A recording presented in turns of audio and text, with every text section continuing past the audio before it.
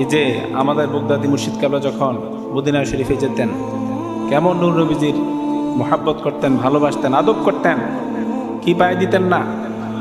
জোরে বলেন, কি পায়ে দিতেন না? জুতা পায়ে দিতেন না, ঠিক কি? আমি মদিনা শরীফ ধরেন প্রতি বছর একবার, কোনো কোনো সময় দুইবারও যাওয়া হয়।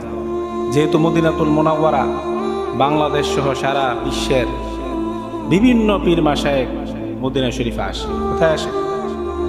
যতজনকে দেখি সবার পায়ে কি থাকে?